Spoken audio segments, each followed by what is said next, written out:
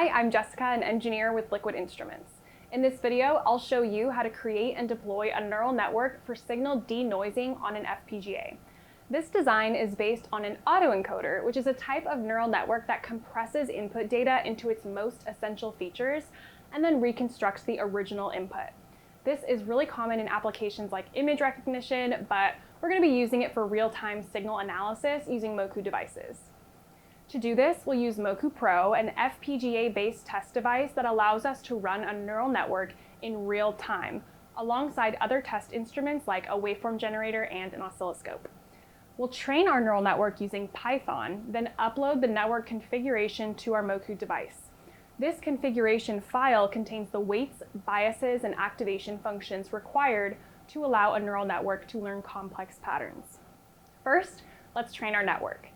To follow along with this example, head to our GitHub example repository and download the autoencoder example. Neural networks require a significant amount of training data. The better your training data is, the better your result will be. We want to denoise an input signal and then reconstruct the clean original signal. However, our neural network in practice will not know what the original signal looked like. It needs to be able to take just a noisy signal, compress it, and then reconstruct it without the noise.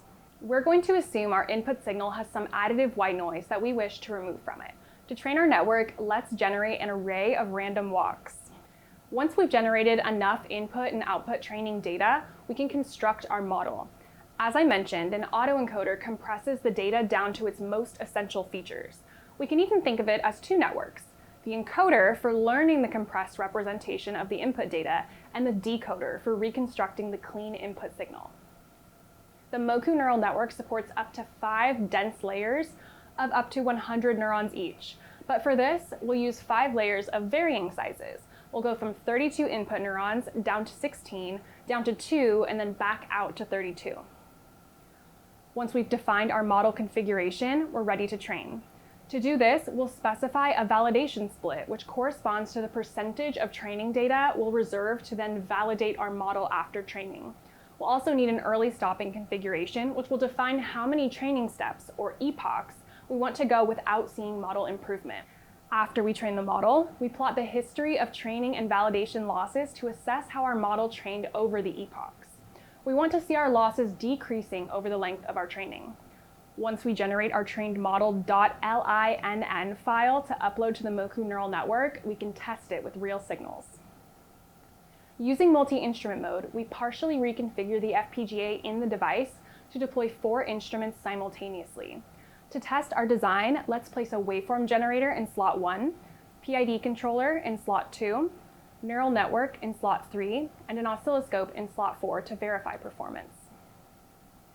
In the waveform generator, we'll generate a clean sine wave and a noise signal. Using the PID controller, we'll disable the feedback but use the input control matrix to combine these signals. We'll then route only the noisy signal to the neural network and compare the output on the oscilloscope.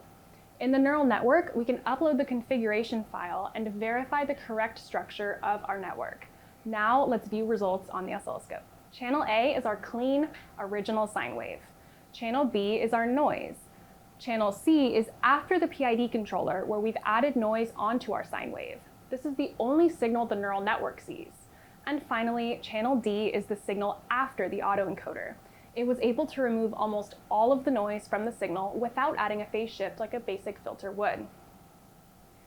Now let's try a different waveform shape. When filtering more complicated waveform shapes with more frequency components, filters can distort our wanted signal. The autoencoder can circumvent that without the need to make a matched filter or other custom filter. Let's add a square wave and increase our noise signal.